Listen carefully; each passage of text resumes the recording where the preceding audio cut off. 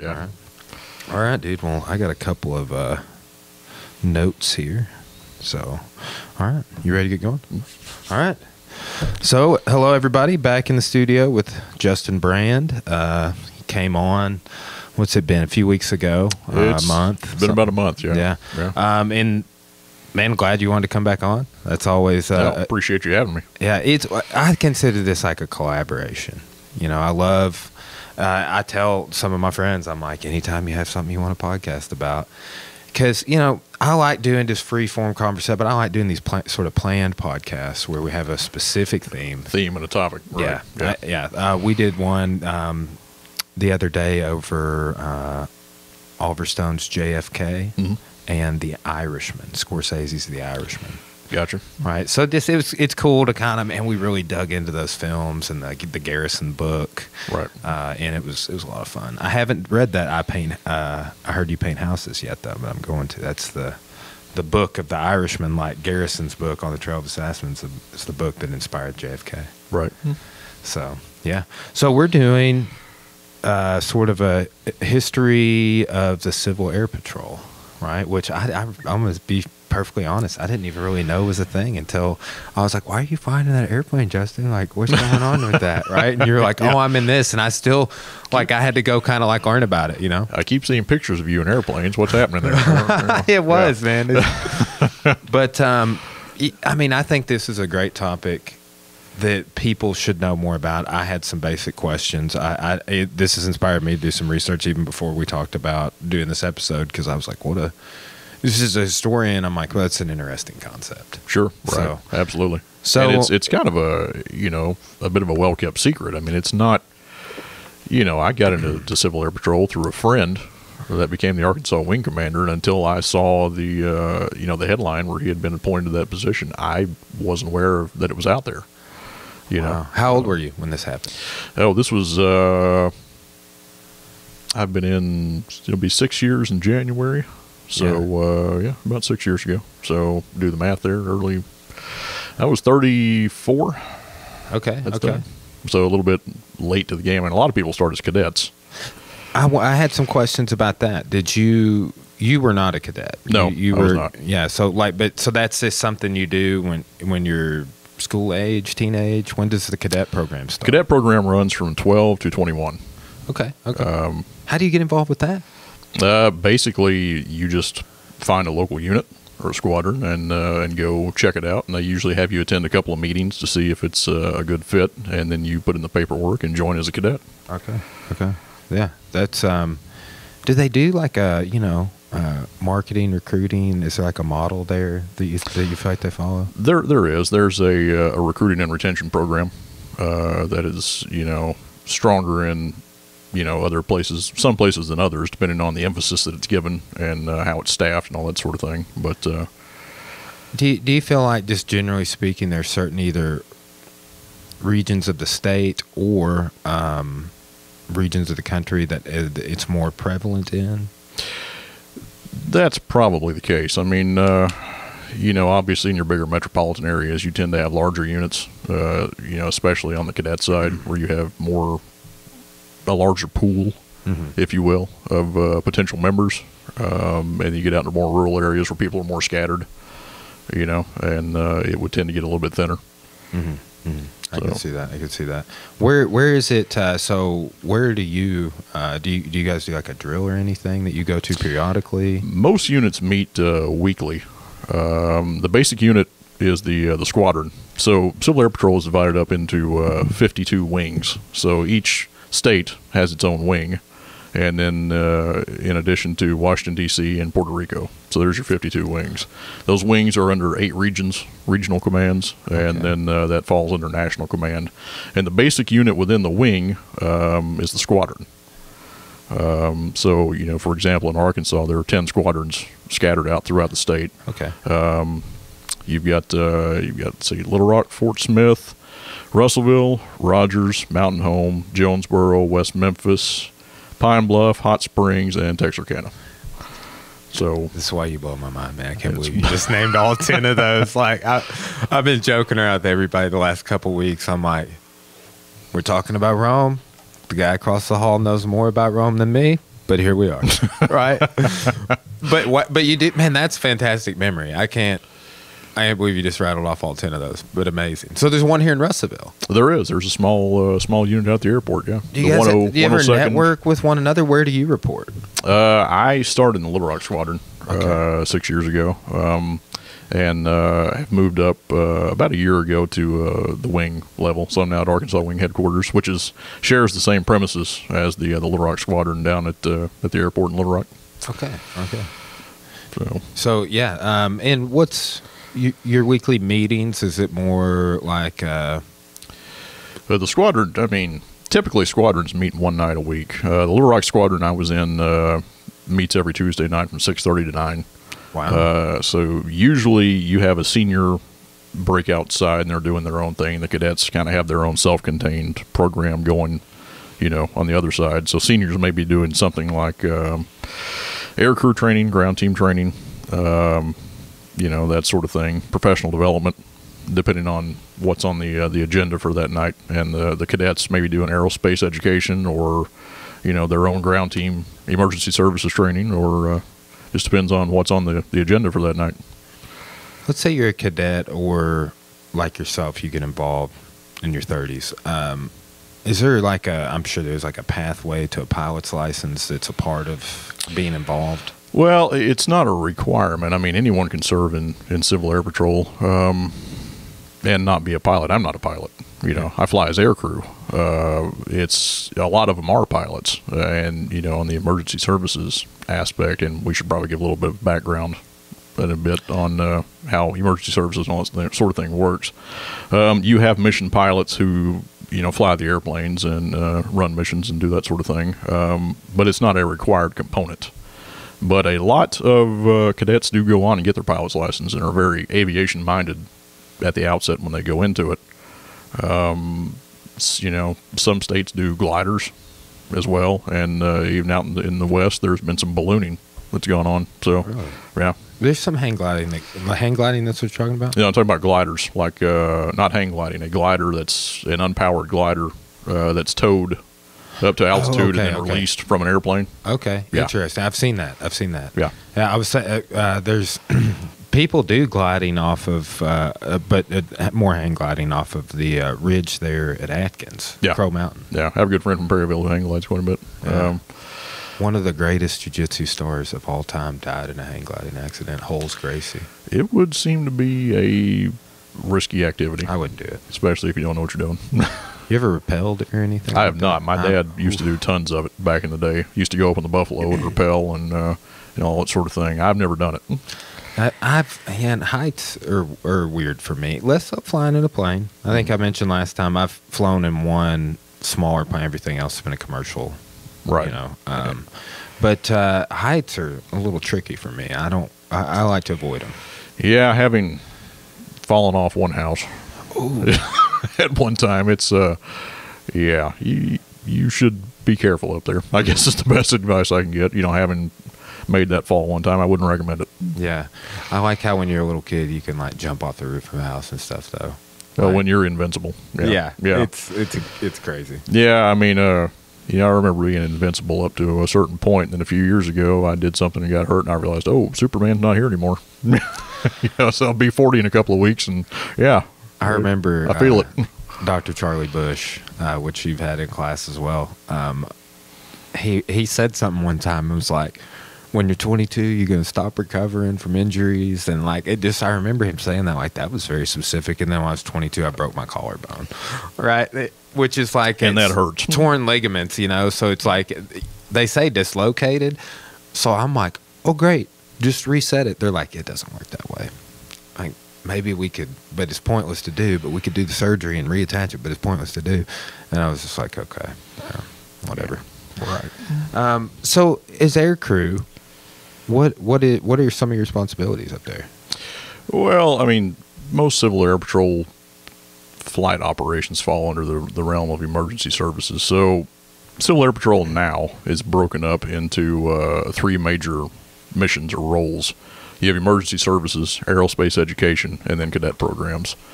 On the emergency services side, a large part of that is searching for downed aircraft, missing persons, that sort of thing.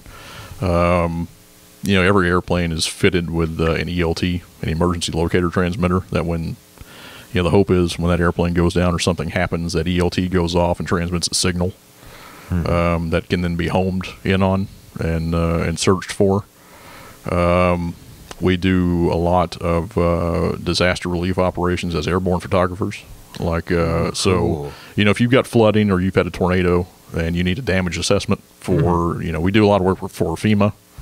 Did you guys do anything with the 100-year flood that recently happened? Oh, yeah. Wow. Yeah. What, if you don't mind me, what are some things you saw when you were up there? Well, I mean, you typically fly those missions with an aircrew of 3. You've got a mission pilot, and you've got an observer in the right front seat, and in the back you have an airborne photographer with a camera and all that sort of thing. And you are assigned a grid, on any given day, where you're assigned to take photos, and you've got to search for a flight pattern in that grid, and then you go take your photos, and you get back and upload those to your client, be it FEMA or maybe Corps of Engineers, maybe Game and Fish, whoever. It gives you a different perspective from above. How high are you guys flying up when you're looking at like flood damage, for example? Most of the mission pilots I've flown with like taking pictures from about 1,500 feet. Okay. They find that's a kind of an optimal, altitude to be doing that sort of work. I wasn't personally involved in the big flood you're talking about last year. I was down for brain surgery at the time. Yeah. I flew. It's been 3 years ago now, and there was a bunch of flooding up in northeast Arkansas, around Newport and that sort of thing. And I flew a couple of sorties there. Went out of Little Rock up to refueled at Walnut Ridge, and then flew that whole area, taking pictures for FEMA. So. Yeah. I saw some drone footage of there's a levee breach over in Yale County, but and then the bridge, or not the bridge, rather the dam at Russellville Dardanelle, and then I know over close to Morrilton apparently it got pretty wild too. But there was just it was interesting. You saw the drone footage, but like the altitude you're talking about, a little higher up, you can see. I haven't seen any shots of this stuff around here from that high up. And there was almost a levee breach at Conway in Lolly Bottoms out there that they were just, everyone was kind of shocked it didn't breach, because it was expected to happen at any time, which would have flooded that whole valley, and miraculously it didn't occur. So Thone was walking, the county judge in Yale County was quoted in an article in like River Valley Now or something, but he was walking on the levee before it breached, and he said it felt like a sponge. I would imagine that would be extremely uncomfortable. Yeah, like it was like almost like just floating, like a floating mass in a like way. it's just about to wash away. And Oof. Scary stuff, man. Oh. So let's go into. I know you've got some notes here, but some of the history can we kind of go to the beginning here with? You think it's a good point to? Sure. Yeah. Civil Air Patrol basically arose in 1941. There was a group of aviation-minded individuals led by a guy named Gil Rob Wilson, who saw the war coming. And was he a World War I era guy? Did I read that? I believe Wilson was, yeah. They saw that, World War II coming. It was looming. It was imminent. And they believed civil aviation had a role to play without being, they had seen examples in other countries where war hit and civil aviation kind of ground to a halt.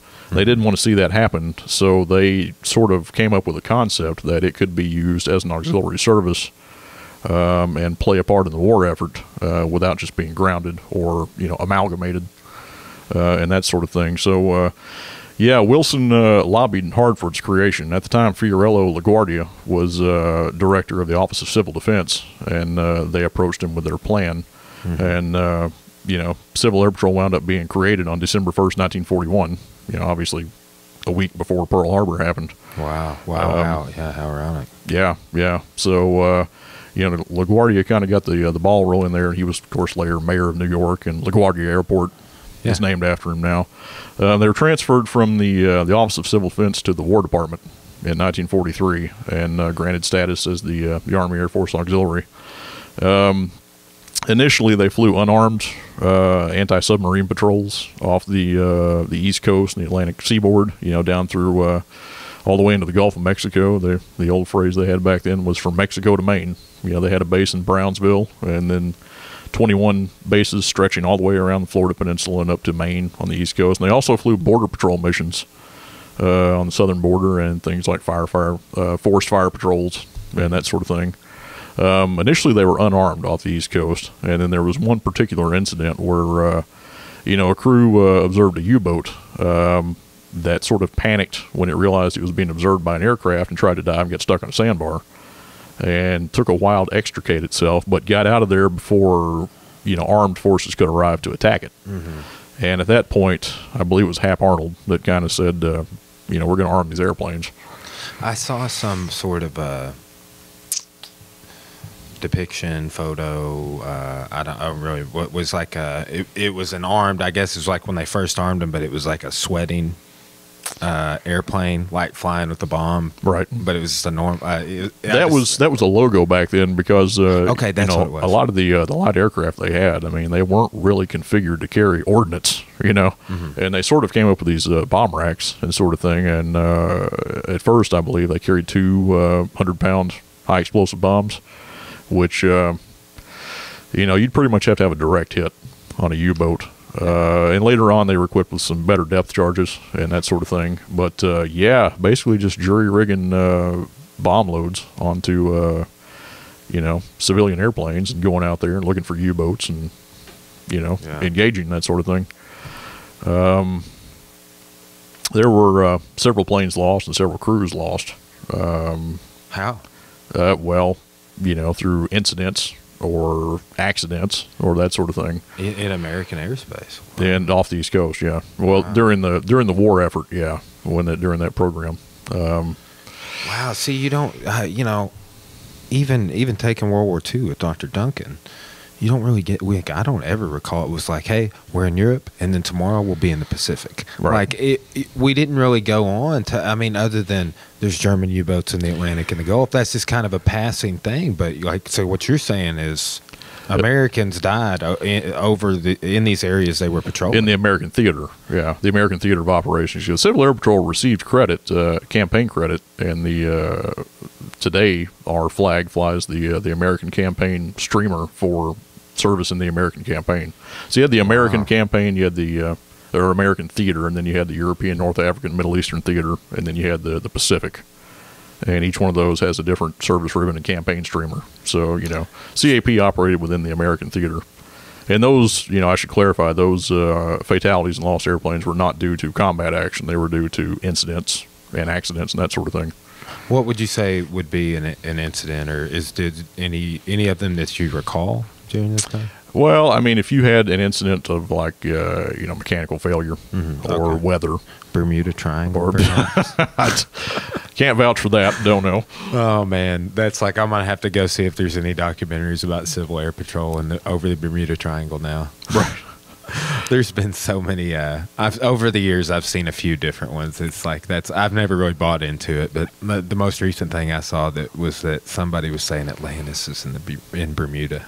Good luck with that. Yeah, yeah, for real. But it was, basically it was an amazing program at the time, because they had volunteers with their airplanes, volunteering their time and effort and that sort of thing to just do their part. A lot of them acted as couriers, ferrying airplanes from one place to another.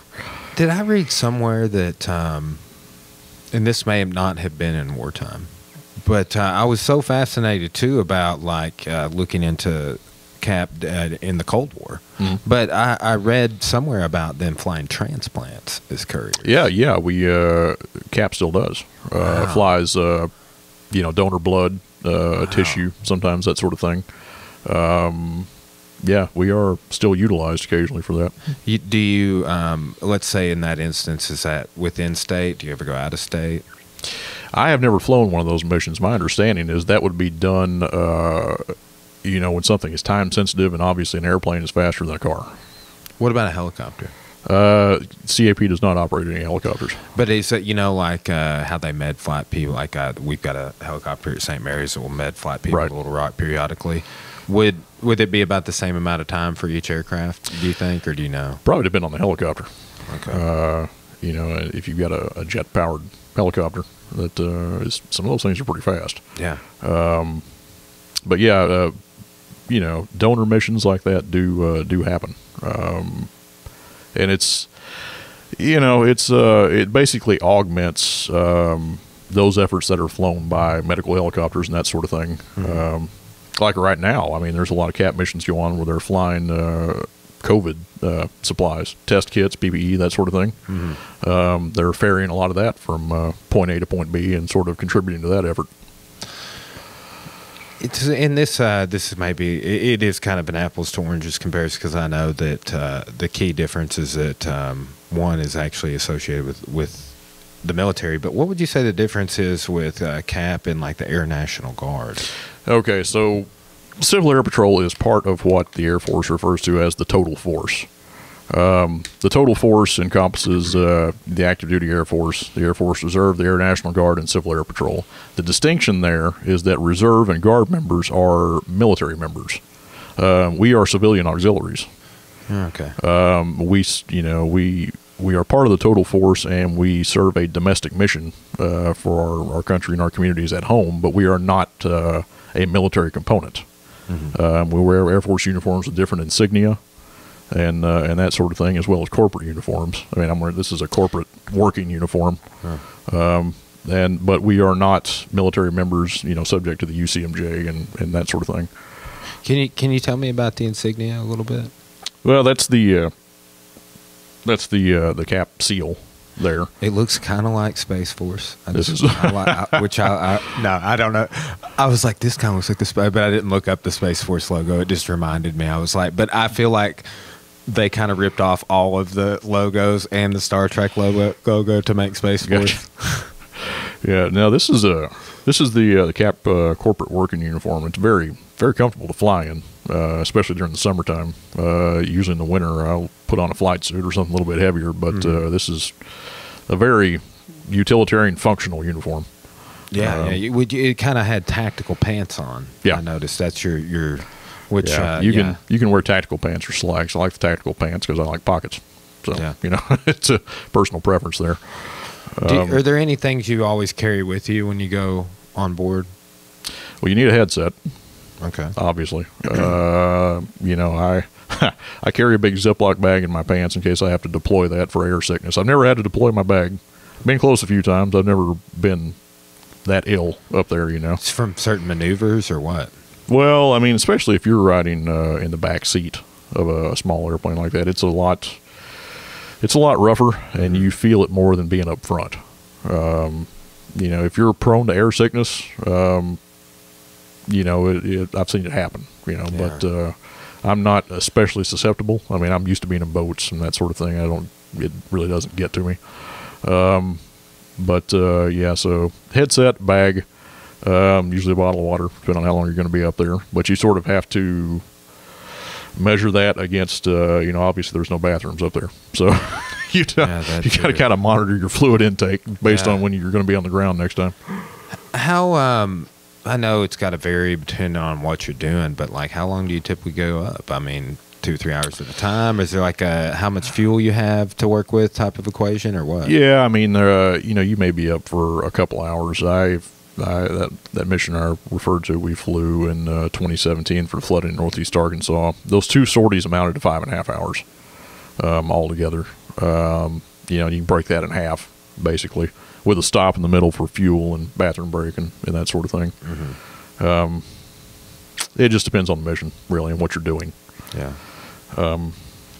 So, we were talking about the history there. After the war ended, and CAP sort of, its purpose was kind of at an end. What it was doing in World War II, that stopped, and they thought, well, we'd like to keep this going, and budget cuts came down the pipe, and that sort of thing. And thought, how can we keep the program alive and keep it going as the auxiliary, but no longer doing that sort of mission? Yeah. So it was incorporated as a nonprofit. Okay. Which allowed it to, function and stay alive and that sort of thing, and adopt new roles and missions. And then it was also decreed that it would be solely of benevolent character, so no longer armed. Basically no more combat operations, that sort of thing. And that's really how the modern, threefold mission of Civil Air Patrol was born. And been doing it ever since. What I was reading just a little bit, and just wanted to ask you to follow up. Like, what about throughout the Cold War? Like, is that just kind of what you said? Is this the tone that it's been? Those domestic operations, yeah. And the emergency services mission, the ELT mission, was once much more prevalent than it is now, simply because ELT technology has evolved. Mm-hmm. The heyday of search and rescue, I mean, it has declined over time, frankly, just because technology has gotten better at locating those things, and those massive SAR search and rescue efforts aren't required as often as they once were. Yeah. Yeah, but it basically, during the Cold War, the operations are kind of what we do now. Yeah. That threefold mission. Anything really that you could point to that you think changed in the post 9/11 world? Cap actually had one of the first aircraft taking pictures of the towers. Oh, wow. It was one of the first ones in that airspace. One component of CAP operations is Homeland Security. Like, they'll often utilize CAP airplanes as, a phony aggressor and have it penetrate controlled airspace, and then Air Force fighters have to intercept. Mm-hmm. They things like the Super Bowl and operations like that, they'll fly a CAP airplane and sort of test out the defenses, if you will, and the response. We do quite a bit of that. Yeah. There's an operation out in El Paso every year called Falcon Virgo, where CAP goes out and acts as, sort of target aircraft, essentially. Okay. And that back in World War II, they had a component where they were towing targets, for fighters. And this is sort of an evolution or an outgrowth of that. We now act as an aggressor, who's someone who is trespassing into controlled airspace, and basically a target for interception. Mm-hmm. So this may be off topic, but let's say there were people that were in similar aircraft, smaller planes, that were breaking the law, right, running drugs, whatever. I mean, has you hear about that? Like, hey, well, this low flying plane stayed off radar, bury seals, whatever. Mina. yeah. I mean, I was just in Mina yesterday, and I was thinking about that. But things like that, has CAP ever been involved with scouting for those types of things, like keeping an eye out for? CAP does have a counter drug component. Okay, that's super interesting. Basically, and there are other state agencies like Game and Fish where we fly officials, for anti-poaching patrols, and that sort of thing, where they. A lot of that stuff is not really discussed, but we do fly state officials in various capacities at times. So, like I've heard of this happening in a plane and a chopper, but apparently cannabis, when growing, emits a big heat signature, right? That they do flyovers in places like Newton County or wherever that people are growing it outside in like national forests and stuff. Is that something that CAP would be involved with? Is scouting for that? I know law enforcement, I've heard they use vision devices and that sort of thing. CAP has any of those. Yeah. But we support counter drug efforts that law enforcement runs. That's interesting. Mostly as we would act as a transport or ferry, sort of the the legs of that operation, the wings of that operation, if you will. And that's a great segue to say something about David Ferry. No, we were talking about that, but I wanted to, like, this got me thinking about this. What do you think that there's any concern Like I had Jeff Woods for the class espionage with rogue individuals infiltrating something like CAP, like getting involved, and then they get intel via being involved. Like, you think there's any threat of that? I would say our screening process is good enough. I mean, everyone who applies goes through the FBI background check and that sort of thing. I don't see that being, that much of a threat. I think it'd be much more plausible that someone would just go out and rent a plane, and there's not enough classified stuff like that goes on with Anymore. CAP to be. Yeah. I was thinking more so like throughout the Cold War era. No, it's it is civil, like the title says. I mean, it's not a military branch that would have access to any of that sort of Anything worth commenting on with like Kennedy and Cuba, and was CAP ever utilized for any of the stuff surrounding, or with like let's say not just that, but like with illegal immigration and people coming over? Yeah, I knew, like we talked about in World War II, they were flying border patrol missions along the southern border. Not sure if CAP flies any. I mean, obviously there's wings along that southern border now. I'm not sure how much they augment border patrol these days. I don't have that knowledge. Yeah, I'm not being evasive. I just honestly don't know how much. Well, and two, I'm interested in all this. I was just I've been thinking about Cuba a lot because I've read a couple Kennedy books. I read one by Noam Chomsky. I just finished Rethinking Camelot. Have you ever? I've not. It's pretty good. It's only like 5 chapters, but they're all pretty long. But he basically, his whole thesis is that he blows out all of the Oliver Stone thesis out of the water. He's like, actually, Kennedy was escalating in Vietnam. Here's the sources. Right. But, I've just been getting a lot of exposure to Bay of Pigs and the Cuba connection and just different sources I've consumed, that being the most, I would say, historically legitimate. Right. Woods and I were talking about Chomsky's is problematic in some areas. But on JFK stuff, he makes some really good points. Right. But it's fascinating to think about, like, okay, well, like you mentioned Puerto Rico, right? With how, like, it's involved elsewhere in our territory. They've been very active in Puerto Rico lately following the hurricanes. Oh, yeah. There's been lots of, photography missions and that sort of thing, and rebuilding efforts and disaster relief going on down there. Puerto Rico's been a very active wing as of late, which, just geographically, I mean, they're, obviously in the path. Well, in some of these things I'm asking about, maybe more like what you were saying with your collaboration with the Game and Fish. It may be more things like, well, the Coast Guard does that. Well, the other agencies. Yeah, we are, we're pretty limited on support and participation with law enforcement. I mean, because we are civilians. Anything to do with interdictions are down there that would be a Coast Guard or a law enforcement, area.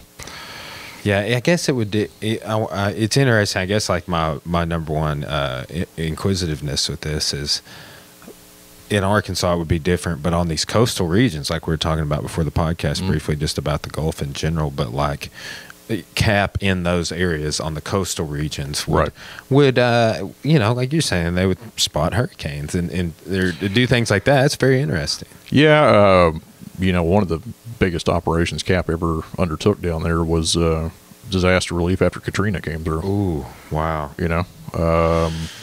And just flying, photography missions and doing all that sort of thing, just contributing and being part of the effort to rebuilding and getting everybody back on their feet. In a major disaster like that, does CAP pull from other states for combined efforts? We have, absolutely. That's cool. The effort last year for the 100-year flood pulled a couple of air crews from Louisiana wing up into Arkansas. So we all tend to help each other, if need be. Have there been any other natural disasters come to mind that CAP's been involved with other than Katrina and Arkansas flood in recent times? There was operations in Texas a couple of years ago. I believe that was a hurricane as well. Yep. Houston got hit real hard, I believe. Yeah. They always do, man. They're underwater all the time. It seemed to be right in the, Houston's low. It's right there on the the Gulf Coast, and it's kind of in the path. We were talking about Puerto Rico and Florida and all that. We're kind of in Tornado Alley here, and they're in the path of the hurricanes there. So, yeah, we flew, the Bologna Tornadoes a few years ago. I remember that. And photographed the track of that. Well, I remember driving through there afterwards. I used to go train at a gym in Cabot. And one of my instructors was up there. And before they completed that section, I would go through Bologna sometimes. They completed that section, I think it's 64 highway, I believe. It is. But I would take a different way. I'd go through Bologna to get to Cabot. And then they moved to Searcy, and then they completed that highway. But when I remember going through Bologna. I think this was after the highway was complete. I went through just to see that tornado damage. Is it put down around Lake Maumelle and then went through Mayflower and then all the way up through Bologna? And that was remember Mayflower. Huge tornado track. But and Civil Air Patrol photographed that whole track for damage assessment purposes. And provided imagery that one of the most rewarding things about this for me is being able to truly help out people in need like that when they need that help. They're in times of disaster. Yeah, and just being able to play a little part in that. Well, these are things that you don't think about. I think you just think that there's some agency out there that. And that's this arm of the military or something. And what it actually is in reality, that's a collaboration of multiple agencies. Like you'd have the Arkansas Division of Emergency Management, FEMA, us, Air National Guard, local law enforcement, just sort of all coming together and pitching in to recover from those things. Well, I tell you, on tornadoes, like driving to Branson through the mountains, either because we go through Clarksville sometimes. That's where I'm from. Right. Go up through Ponca, Boxley Valley, or up here on 7. But both directions, I've gone through that area where there's been a tornado come through. Right. And it's woods on both sides of the road, and you just are like. It looks like it's a special kind of decimation that's happened. I bet that would be interesting to see from the air, too. It gives you a different perspective, especially with flooding. I mean, you just get you see so much more of the scope, I guess would be the best way to put that. I mean, the Bologna tornado we were talking about, I mean, obviously on the ground, it was very apparent. Large areas are no longer there, but you get up high and you get some altitude, and it just gives you a better scale, if you will, of the disaster as a whole. What would you say your visibility is up there? If let's say you're up over Lake Maumelle, how far towards Bologna are you able to kind of? Depends on conditions, haze and that sort of thing. I know, like if you take off from the Conway Airport. And you get up at altitude, I mean, if you're over the Conway Airport, you can see Perryville and Harrisburg Lake and all that sort of thing, which is several miles away. It's one of the big advantages of moving around up there is you're not hampered by roads and you're moving faster, so you're moving in a straight line at a greater rate of speed, and it gives you pretty big advantage over being on the ground. Ideally, we were talking about ELT searches and that sort of thing. Often those are done as a team effort between air crews and ground teams. Mm-hmm. So you'll have air crews in the airplane who have equipment that will hear that ELT and can track it, and then you have ground teams and vans on the ground who also have that equipment. But the air crew ideally is directing the ground team toward the target, and then when it's actually found, the ground team will go in there and deactivate the ELT. Mm-hmm. I mean, ELTs can go off through, crashed airplane or emergencies like that. They also go off far more often due to just like technological malfunction. If the battery gets old, or if something goes haywire with it, the thing goes off, and you don't know if it's a downed airplane or you don't know if it's a distress or a non-distress. Mm-hmm. ELT is the terminology used until you go out there and find it. Yeah. You're talking about incidents during World War II. Have there been any incidents with people flying for CAP in Arkansas since you've been involved, like with planes? There have been 2 air crews lost. I know it wasn't recent. It's been a few decades ago, but there are 2 air crews I'm aware of that were killed in accidents. Yeah. Wow. Was just the plane malfunctioning, bad weather? I believe one was a collision that was another actually plane? faulted. Yeah, it was the fault of the tower, not, We were talking telling about people Breaking Bad right before this. That you think that could never happen, but it has happened. Two Well, planes hitting in the air. The responsibility of tower and ground control of having multiple people in the same airspace. You need to know who else is out there. And there was an incident several years ago where a Civil Air Patrol air crew out of Texarkana found a Forest Service pilot who was down in southwest Arkansas, and there was search for days with all the different state agencies. State police was out there, and finally one of our air crews located him several days after the fact. And he survived? No. Okay. No, they located the remains of the aircraft and him, yeah. Yeah. So Wild. Yeah, that's something else. This is a couple of screenshots I took here that I was going to ask you about. So it was Truman that sort of shifted, like what you were saying, when it was incorporated as a nonprofit. That Right. was sort of the changing Yeah. after World War II. I believe in 46, I think. Public Law 79476 by U.S. Congress. It doesn't have a year. That's what the law is. And it's a unique animal in that it is a corporate nonprofit that is also a military auxiliary. It functions both ways, essentially. Yeah. That's kind of a unique arrangement there. And you mentioned a little bit about this earlier, but what about the I've read in a few articles they're talking about the civilian pilot training program. Is that just kind of the avenue that you go through to get your license, or is CAP recruiting it that? Well, you can. A lot of people come into CAP, and you can utilize CAP airplanes for flight training far cheaper than you can go rent and pay an instructor and all that sort of thing. So, there is flight training done with Civil Air Patrol airplanes within the program that's members take advantage of. That's a far cheaper route, and cadets as well. And a lot of cadets get their private pilot licenses as teenagers. I was thinking about that. I mean, that's Sure. Imagine graduating high school. You're 18. You have a pilot's license. You're gonna fly to college instead of drive. I know numerous people who got a pilot's license before they had a driver's license. Wow. And it's flying an airplane is it's kind of akin to driving a car in certain ways. Generally, it's a learned skill, I guess, is the best way I can put that. Generally, if you can drive a car well, you can be taught the rudimentary skills and learn to fly an airplane.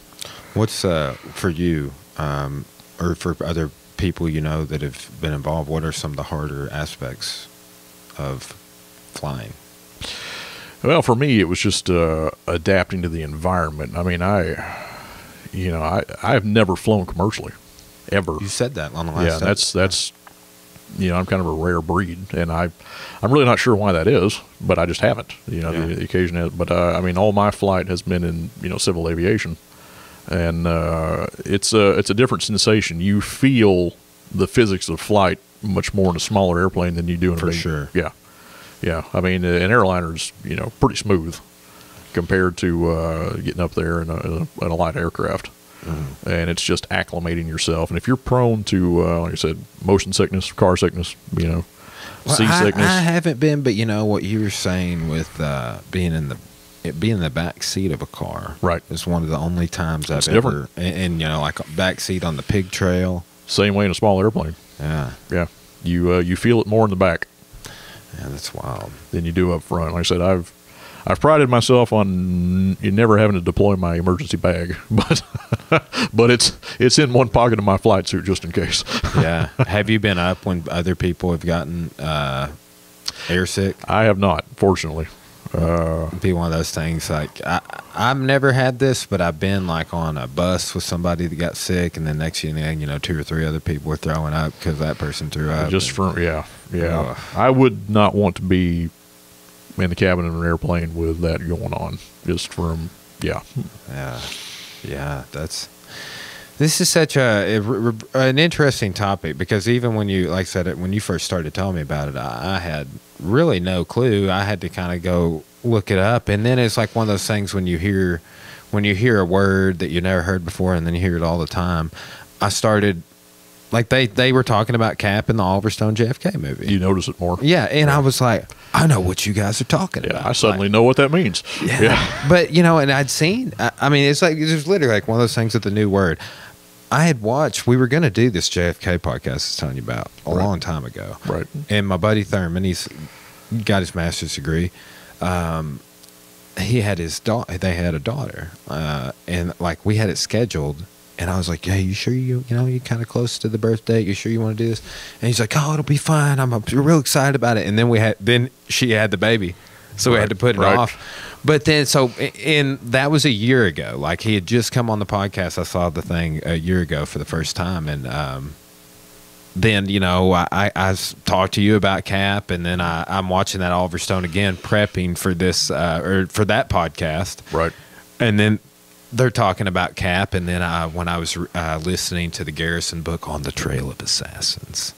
Have you ever read that? I have not. It's Jim Garrison, the prosecutor of the JFK case. He had to do some research into Cap for his prosecution, which is a very it's an interesting story. That guy's an interesting.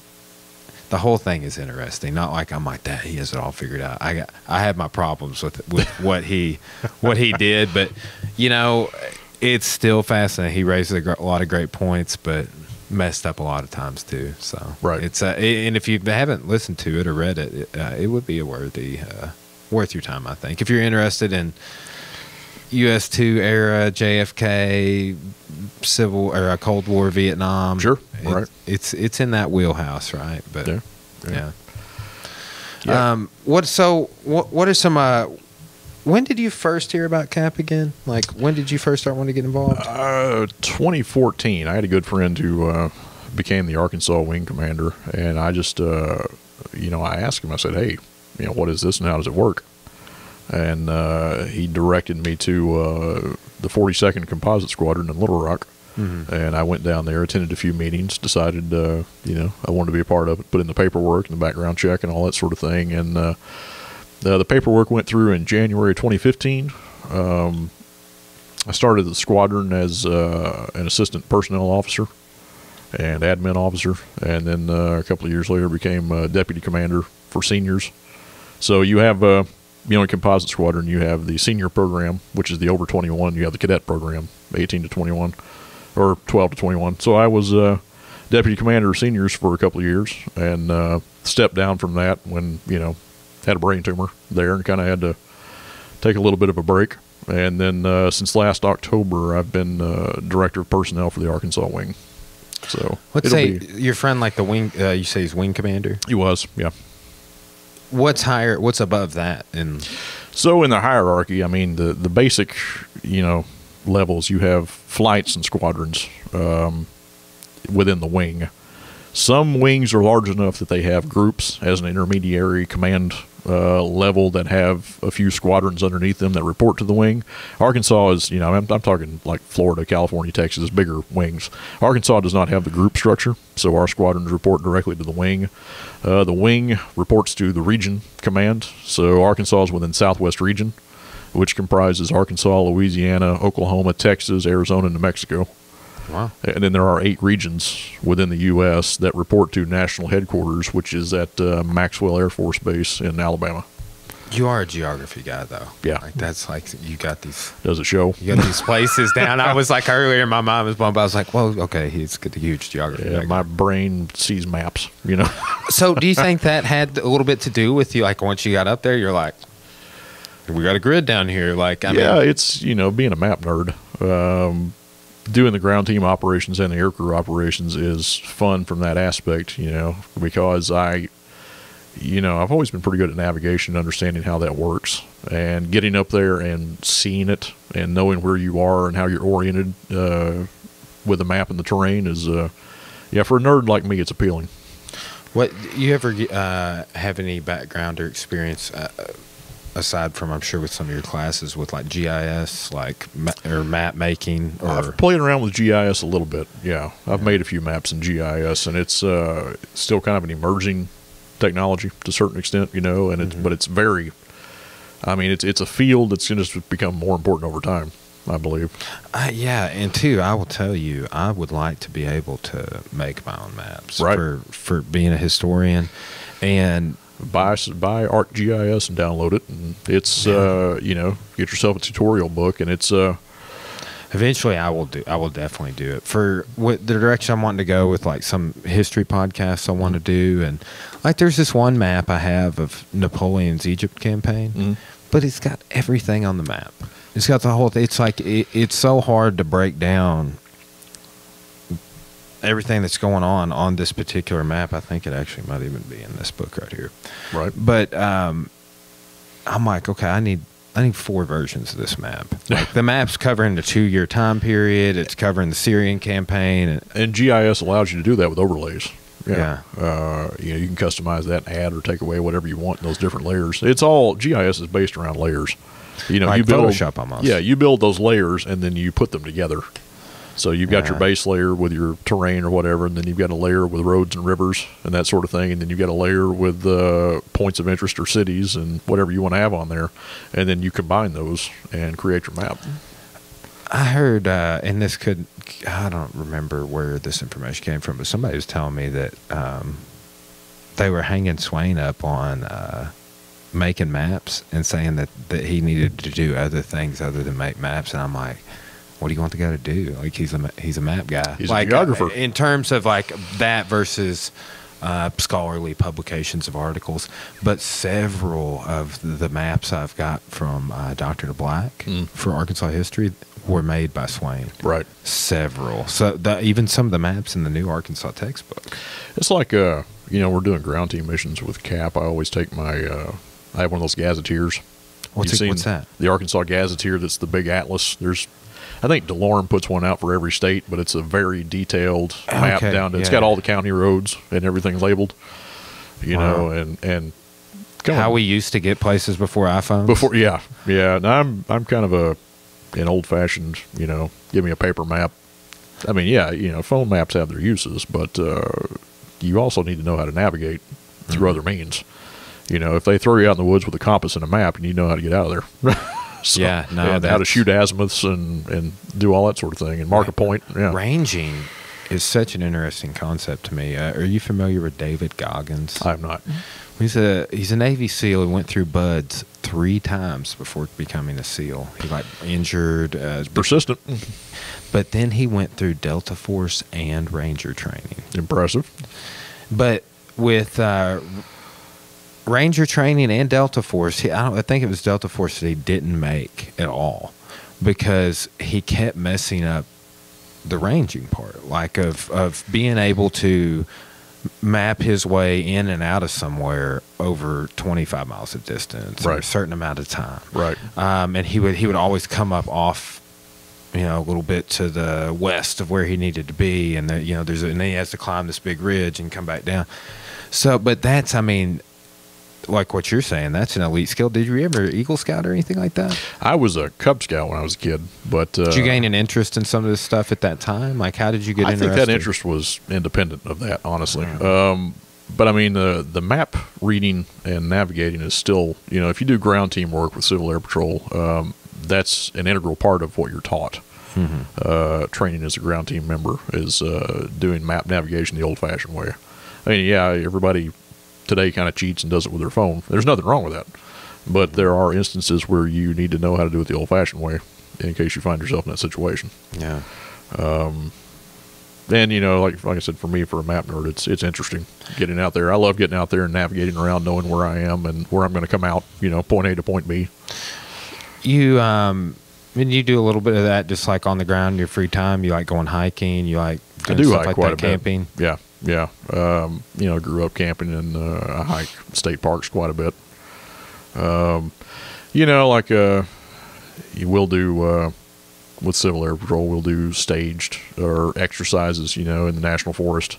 We're a dummy ELT, will be put out there, and you got to go track it down with a map and do all that sort of thing, and sort of refresh those skills. Yeah. So okay. So like that's a good concept. So like, what sort of continuing education do you do? So Civil Air Patrol actually just revamped what was formerly called the Professional Development Program is now called the Education and Training Program. So we used military-style ranks, grades, as they refer to them, and those grades, you advance in grade based upon the level of professional development you have completed coupled with time and grade, like the military. So, you work your way through 5 levels of education and training, formerly professional development, and each one has, different requirements, like, until recently it was Region Staff College and the National Staff College, and you just work your way through several years through this program, attend conferences, that sort of thing. Where the military has MOSs, like in the Army, your military occupational specialty is your job, determines what you do. Civil Air Patrol functions that way in that it has duty assignments and specialty tracks. So, within your unit, you hold a duty position, a duty assignment, and that duty assignment has an accompanying specialty track. Like if you're a personnel officer, you hold that position, and then you advance through that track. And there are 3 levels of each one of those tracks where you build your skills and develop and that sort of thing, and you just you work your way up over time. Yeah. So it's kind of ongoing, continuing education. Yeah, that's and just being involved in going up. I mean, Right. Is there a certain number of times per year that you are required to go up or anything like that, like a minimal standards? There is no it's not like the military where if you don't make a rank within a certain amount of time, you get bounced. CAP doesn't work that way, simply because it's volunteer nature and and the civilian nature of it. But honestly, that's one of the things that appeals to me most is the structure. The way my mind works, I kind of like that structured advancement, and the fact that you advance and you get out of it what you put into it. You advance based upon your initiative and your effort, and that sort of thing, and that's appealing to me personally.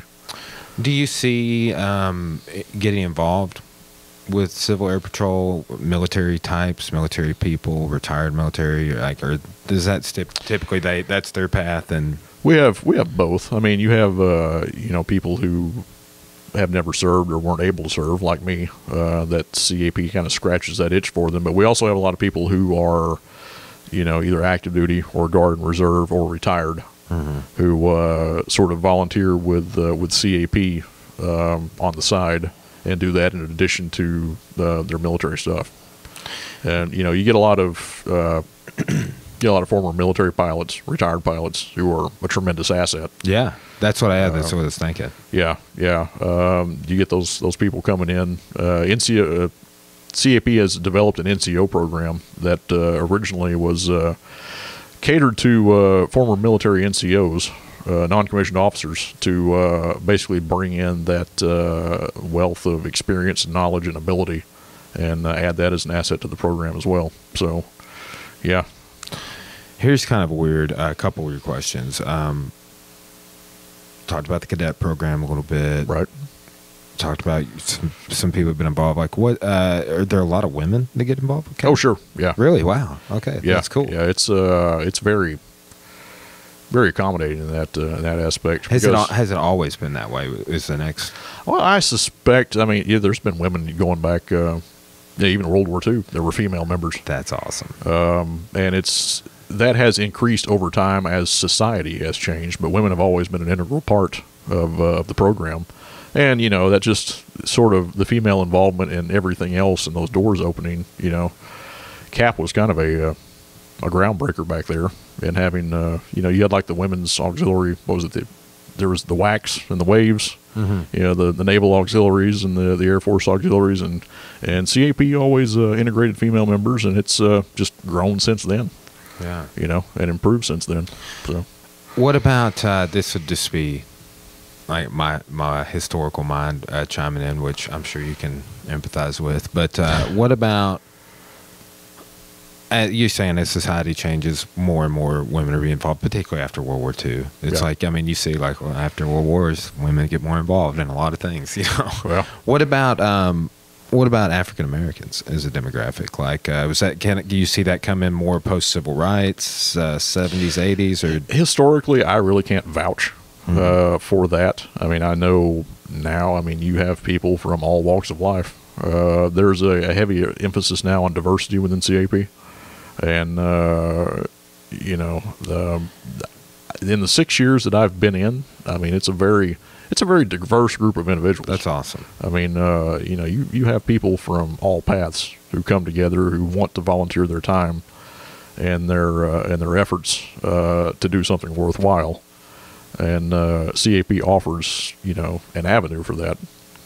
You know, that's one thing I like about teaching at our college is versus I see this as a perk or added something I appreciate that I don't think that I would see as much of at Tech. You would, but the fact it's like how diverse the classroom is. Mm-hmm. You've especially this semester because half of them are live streaming it, but you have people of many different ethnic and racial backgrounds, sure. maybe from different countries. I've had a couple of international students, right? But not just that, you have a wide variety of people that are parents. Yeah. That they have kids in elementary school, middle school, high school, even that they are sure. retirement age. And you know, Civil Air Patrol reflects that as well. I mean, you've got cadets from 12 and up, ranging up to, I mean, people in their 70s and 80s. What's the 12-year-old do around there? Well, the cadet program it's kind of a self-contained entity. They have their own rank structure. They have their own program set of things they do, activities. Like I said, a typical squadron meeting night for us would be seniors doing one thing on their side and cadets doing the other, with cadet program senior members advising, basically. But it's very inclusive. I mean, you know, I've seen it do so much good over the years for so many people in that age group. I mean, we've had 2 from Little Rock who are now at the Air Force Academy. Oh, wow. Texarkana had one go to Annapolis to the Naval Academy. And this really sort of gave them a boost and a jump start in that sort of direction. And I've seen it do so much good in other ways for kids who, you know, really needed something like that, needed that structure and that, you know, that activity in their lives. Yeah. It's worthwhile. I can personally assure you that, having seen it firsthand. Yeah. And there's historically that I kind of linked this topic to as we talked about it in the halls and stuff. But, right. You know, like Thomas Jefferson, with him, like he downsized the military. Right. When he was in office, quite a bit. I think it from 4,000 standing to 2,500 on men, and then I forget how much of a naval cut he did. But then next thing you know, he's in a naval war, with the Tripolitans and the Barbary pirates, right? Right. But then it really he relies on more merchant vessels, right? Right. So I kind of equate it with that. It's sort of this merchant marine. Yeah, it's sort of this other entity that you don't really think about. You don't really, I guess, think about how much coordination goes on between different agency and different volunteer organizations. Right. Well, you know, and the Coast Guard now, post 9/11, has been put under, I believe, the Department of Transportation, or the Department of Homeland Security. One of those, I think it's, DOT, and then they fall under naval control during wartime. That's a post 9/11 development. Mm-hmm. You know, you think back about the Merchant Marine in World War II, who were merchant mariners who wound up in combat. Yeah. I mean, well, that was very similar. Just a little bit after Jefferson gets out, I think I mentioned this to you in the hall the other day. Was War 1812. Yeah, like the number I can't without my notes in front of me remember how many, but it was like hundreds of boats. If you had a boat, you were helping out. And, you know, there is also a Coast Guard auxiliary that is sort of the Coast Guard equivalent of what we do with the Air Force. that supports cool. their mission as well. The main difference between us and like the Merchant Marine, today, if we got into, say, World War III came down the pipe, the Merchant Marine would function, I believe, basically as they did in World War II and become an integral part of convoys and that sort of thing in combat operations. CAP, due to that, the post-war benevolent character, would no longer have that role. We would function in our domestic, 3 missions and not deploy. Okay, so let's say in a scenario like the film Red Dawn. That World War III is taking place in the 1980s. What is Cap going to do? I think in a situation like that, everything goes out the door. That would be my assumption. What was it? Isn't it Cubans that are paratrooping into the high school? They had that written where it was a weird coalition of Nicaragua. I think it was Nicaragua. That was with the Soviets and the Nicaragua and a few other but then Chinese. No, China was somehow allied with us.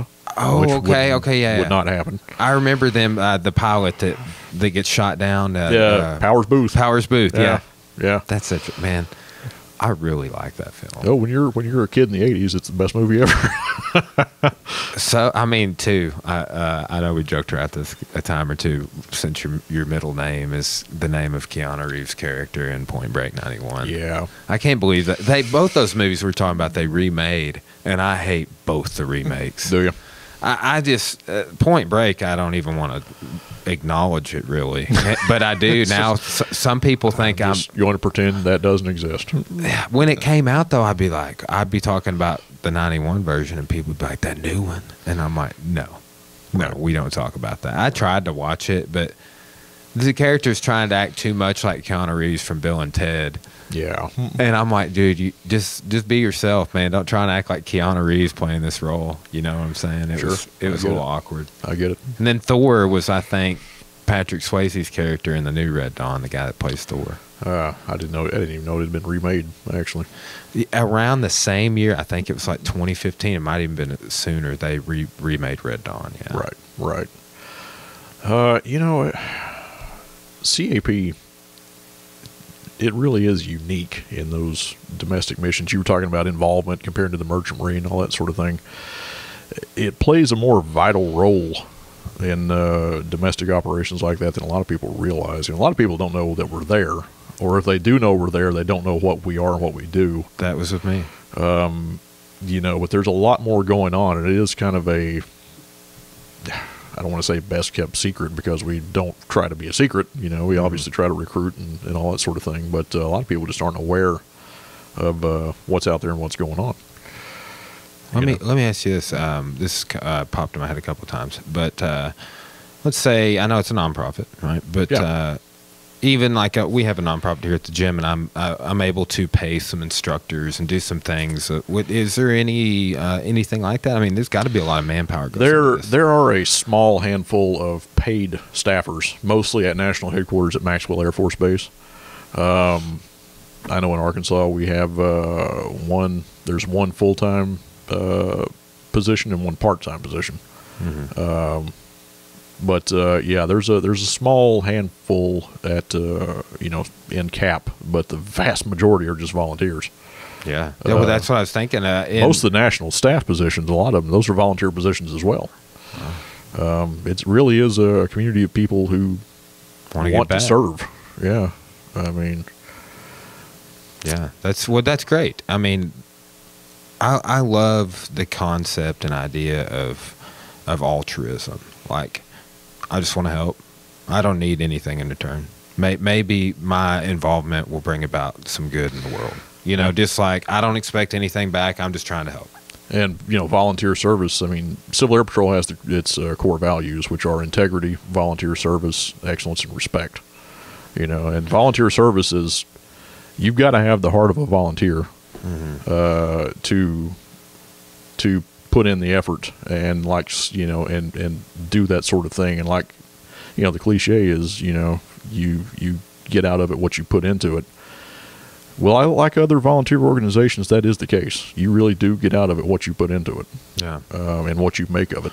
Well, and man, those values you're talking about, life skills, are so like for the cadets. Sure. Yeah. Like, I mean, you're sitting there saying that, and I'm like, yes, for the kids in martial arts class as well. Yeah. You know. Yeah.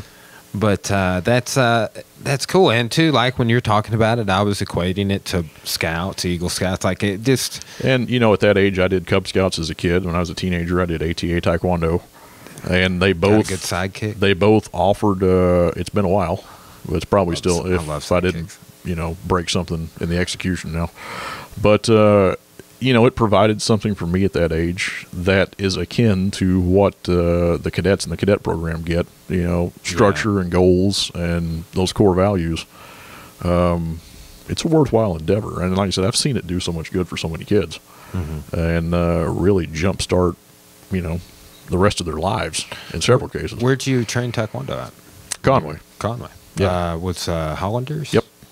Jeff Woods has his white belt from there. Does he? Yeah, you guys might have gone at the same time. I don't know. Oh, It's been his son, who's now a freshman in college, was a little boy. Yeah, so I would have been 12, 13 years ago. It's been longer than that. I was like 13, 14 years old. Okay. I wound up as a red belt. Oh, there you go. And I was 14 or 15 when I got out of it. I'm working, so like I've got my judo black belt, and I got my Brazilian jiu-jitsu black belt. And I'm going to start working towards the Taekwondo black belt. Right. My coach in jiu-jitsu is a 9th degree in Taekwondo. Wow. He's been doing it since he was a kid. And is one of the highest ranks in this region for sure. But he got inducted also in Seoul, Korea, where he was around in Thailand at the same time. I can't remember what happened if it got rescheduled from Thailand to Korea, but he got inducted in Taekwondo Hall of Fame. Gotcha. But I was just texting before our episode. I was like, "Hey, sidekicks on Christmas break. I have to come up there. I got to take this brand new Mac to the Mac store because it's. It's not an exaggeration. It is shut off 100 times. Yeah, that's counterproductive. When the other day when we were doing that JFK podcast. Shame on you, Mac. Like, have you seen those Leonardo DiCaprio memes from Django Unchained? I have. Like, there's one, it's like Mac changed the ports to these, I think they're Thunderbolt or something. They're this new USB, and it's faster. It transfers better quality audio and video, but they're like, you have to, so for this, I got another one of these coming, but it's like, hey, I'm going to need, how am I going to plug in my blah, blah, blah into this? And it's like, it's Leonardo DiCaprio holding that thing. It's like Macintosh. It's like, yeah. So, I was sitting here doing the math while you were talking about that. It's been a quarter of a century since I was doing ATA Taekwondo at Hollanders. That's, wow. Yeah, I thought I'm getting old. Shit, isn't it funny how, you can. I'm 33. Right. Where like every time somebody asks me like, how old are you? John Paul, my investments guy the other day, he trains here. He said Brian Davis's husband. I was like, same age as Jesus and Alexander the Great, and he was like 33. Right on. I was like, yeah. You keep using that till you're 34. Yeah, I know. I was like, I'm just trying to make it to 34. Yeah. But it is wild how, like you said, it's been a quarter of a century. Yeah.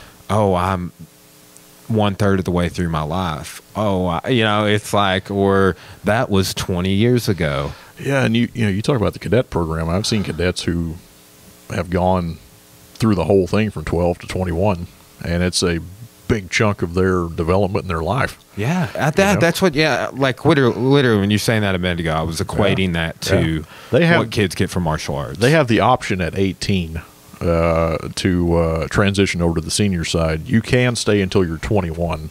So, and usually the ones that stay until they're 21s, they have their own. We were talking about the 5 levels that senior members can advance through. They have their own set of milestones. The cadets advance through, and the highest level there.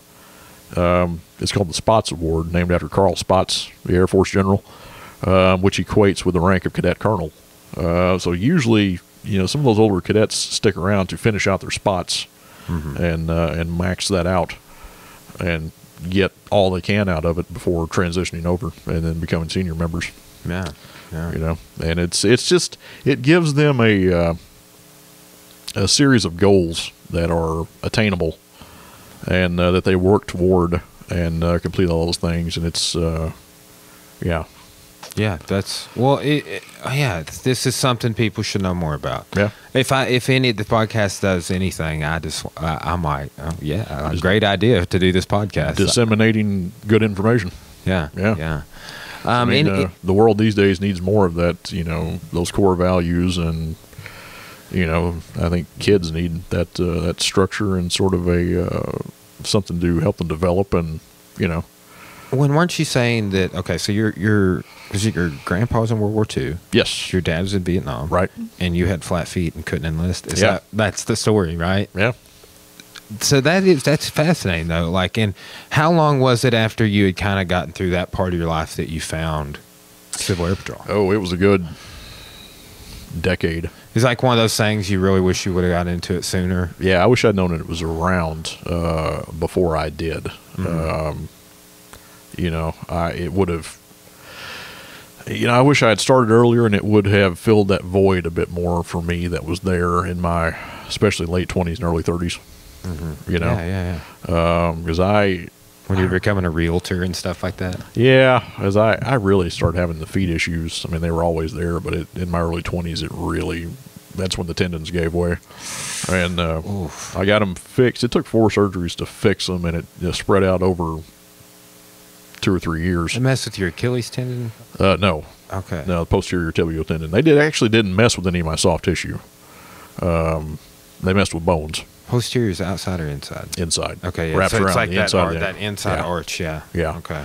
So, you know, I wish I had found this earlier than I had. Yeah. Because I spent a lot of time searching for, you know, a worthwhile way to serve my country and my community in the best fashion that I could, since the military was not an option for me. Man, I could empathize with you big time, because if that would have been my family's history and you would have wanted to get in, that would have been a major bummer. Yeah, it bothered me. Yeah. You know, I mean, to a certain extent, still bothers me. But, you know, this sort of, like I said, scratches that itch. And I think it would have filled that void earlier had I known about it earlier. So, I mean, you know, just trying to help get the word out there a little bit for people. And we have a lot of people in the program who are that way, who, you know, patriotism sky high. Mm-hmm. You know, they've always wanted to serve, and for one reason weren't able, or one reason or another weren't able to. And they come along and they find a way to give back. Yeah. By participating in CAP. And there's a lot of us out there. So people listening to this that want to get involved, they have it's like me, they have no idea it exists. How should they go about doing that? I would go out there and check out gocivilairpatrol.com. Okay. It also links to the individual wing websites. So you can also go to the Arkansas Wing webpage, and it will list all 10 squadrons in the state and find one that's closest to you. I would contact that local unit, whoever's closest, and talk to them and take it from there. Go check it out, see if it's something you want to do, and I'm sure they'd be happy to have you. That's cool. Like you said, you attended a few meetings before you decided. There was a rule in the 42nd that you had to attend 3 meetings, and then you go through a membership review board where you're basically screened before you can submit the paperwork to join and go through the criminal background checks and all that sort of thing. Basically just to ensure that, one, it's what you want to do, and also that you're a good fit with the unit. Yeah. You know, so, and it's kind of an orientation period, I guess.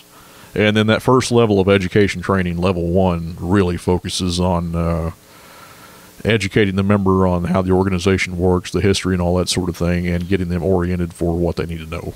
Mm-hmm. So I know you mentioned background check. So pretty much felons are out, obviously, and probably, you know, rightfully so. But are there any other things that would disqualify you from? You know, as far as it's a very unique organization in that things such as physical limitations are not a handicap. That's what fascinated me. You're like, well, I just do this job instead of fly. And it gives those, people who may have physical challenges or something that prohibits them from, doing certain things. You're not barred from participating, and it's a way to get involved, essentially. It's one of the great aspects of it. It's very inclusive in that sort of. This is a sort of a weird question. So, for example, Arkansas is an open carry state, right? But you cannot possess a concealed carry license and or purchase a firearm while simultaneously having a cannabis card from like your doctor, like for medical cannabis, right? Right. I wonder if that's something that would pop you on a background check for CAP. I honestly don't know. Because see, there's let's say I go to does Walmart still sell guns? I hadn't been to Walmart in a long time. I couldn't tell you. They have for my whole life. I used to work in sporting goods at the Clarksville Walmart. Okay. Right. But in my, a couple of my guns, New England single barrel guns when I was a kid but there's a question on the background check. I used to have to do them. I used to sell the guns at sporting goods. And it's like, have you, there's okay. There's a question on there about drugs. It's like, have you ever used any federally, or are you using any federally illegal drugs? Right. Which, on a federal level, national level, marijuana is still illegal. Right. So basically, they pop you for lying on that form. But I wonder if what the background form is. I have to get a background check for the boxing club and stuff. And I'm trying to. It's been a long time since I've processed a membership application. Several years. There are a series of questions, but I don't, off the top of my head, recall the specific. Yeah, I'm sorry. I wish I had. No, that's it. Just it's an interesting. I wish I had that answer at the tip of my tongue, but I just don't. But you submit you fill out the application and you answer a few questions and you submit a fingerprint card that's used for background screening. Yeah. So fingerprints. This is I was talking to my friend Thurman about this. What blew Garrison's case apart on that JFK thing was one of his key witnesses on the stand. He was like, well, yeah, I fingerprint my daughter before and after she goes to college and comes back because I want to be sure it's still my daughter. Paranoid much? Yeah, he was like, and this guy was like, I guess maybe, I can't remember what his story was. He worked for the CIA or something, but like when that came up on the stand, it was just like... Like he's like, I have to make sure that that's also my daughter. I'm real paranoid about intelligence agencies and that is approaching a paranoia level of like the conversation with so a whole other level out there. The old Gene Hackman, the conversation. No. What are you talking about? Back in where he's an operative for one of those agencies and finds out he's being surveilled and becomes extremely paranoid. That seems to be approaching the same level as what you. Yeah. Well, anything else we want to throw in on Civil Air Patrol here? I think we've pretty much covered it. It's a great organization of people doing good things and volunteering their time. And if you're interested in that sort of thing, I really can't recommend it enough. Yeah. So, last question, actually. So, let's say meetings. You go to meetings. You decide if you want to join. Do you get to go on any missions or flights or anything? Once you're qualified. Okay. How that works is basically emergency services operations take place in addition to whatever your duty assignment is with that unit. So say you're an admin or a personnel officer or a cadet programs officer. None of that, there are emergency services officers who specialize in that, but holding those other duty positions does not preclude you from participating in emergency services. Like anyone can be qualified as air crew or ground team in that unit. You just go through the training and, you get those boxes checked, learn what you're doing, fly 2 training missions or go on 2 training missions as a ground team member to get that certification, and then you are eligible to go. Yeah. And it kind of works kind of like I guess the best analogy I could use is like a volunteer fire department. Yeah. When something comes up, you get a call, and if you're able to go, you go, and if you're not, you don't. I was thinking about that earlier. I was wondering about that, like how, like, oh, well, hey, there's we need you now. It's 2 a.m. Yeah, and if you are able to go, then you go. But if not, then it's okay if you're tied up with something else. Yeah. It's purely volunteer in the truest sense of the term. Yeah. Fantastic. Well, man, this has been super informative. I know I had a ton of questions, as I figured I would, but I was also like, I did do a little reading up because it's interesting. We've talked about it a few times, and honestly, I have more questions than I thought I would. So yeah, well, I appreciate you. I don't know how fielding informative all of them. My answers were, but man, I felt like we covered a lot of ground, though, for sure. So I appreciate the invitation. Hey, anytime, man. I tell people I like having conversations with this every time. If you think of another one you want to do, there's always a new aspect or something out there to explore. So yeah. I mean, but just like with this, I know last time we talked about a little bit about Cap and a bunch of the other stuff, and started talking Star Wars after the episode and before this one. But if you ever have, man, film reviews, anything like that, I'm starting my blog in 2021, and the same sort of stuff that I'm doing on here is going to go on the blog. You know, we're doing the lost cause through film. Right. We're doing different historical films. Like what isn't historical about it? Did it? Man, it's fascinating. Like that Chomsky guy, how much he dwelled on Oliver Stone in his book and how wrong he was. I mean, it was literally a book about how Oliver Stone had influenced the collective consciousness with his movie, right? And Kevin Costner and all the people in it. And he's like, "This is bad." Like, right. So, but I love, I think that's a cool topic to sit down and talk about and break down and think about. And if you ever think of anything, just hit me up. I'd love to have you back on, man. I appreciate that. Yeah, right on. We'll sign off here, guys. Thanks. Thanks.